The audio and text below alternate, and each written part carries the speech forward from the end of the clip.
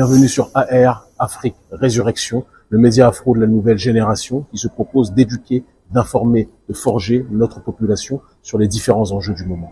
Vous êtes dans la rubrique AR, géopolitique. Alors la géopolitique est une des disciplines des sciences les plus importantes de la planète. Parce que c'est une science qui vous permet de comprendre le monde dans lequel vous vivez, les différents rapports des forces en présence, comprendre un peu certaines situations qui vous permettront d'anticiper certains drames auxquels vous pouvez être par la suite confrontés.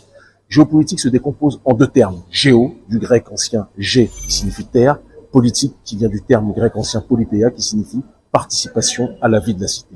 La géopolitique est donc la science qui se propose d'étudier l'influence des facteurs géographiques, économiques, sociaux et culturels sur les différents rapports politiques entre États, entre organisations, entre populations, et de manière plus générale, ça vous permet de mieux comprendre les relations internationales.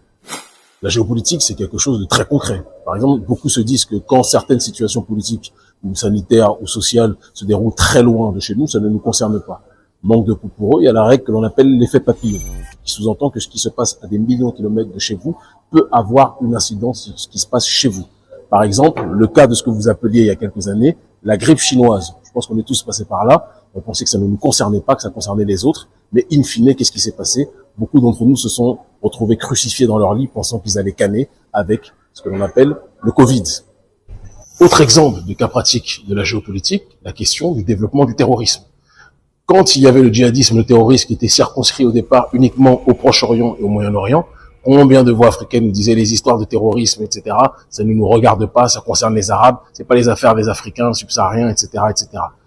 Beaucoup d'entre nous disaient, ce n'est pas pertinent, ce n'est pas intellectuellement pertinent, sapient de réfléchir de cette façon, parce que par la loi de l'effet papillon dont nous parlions tout à l'heure, ce qui arrive à des millions de kilomètres ou des milliers de kilomètres peut toujours arriver sous vos pieds si vous ne prenez pas la peine d'anticiper les risques. La géopolitique, c'est la prospective. La géopolitique, c'est la prévention. La géopolitique, c'est la prévision.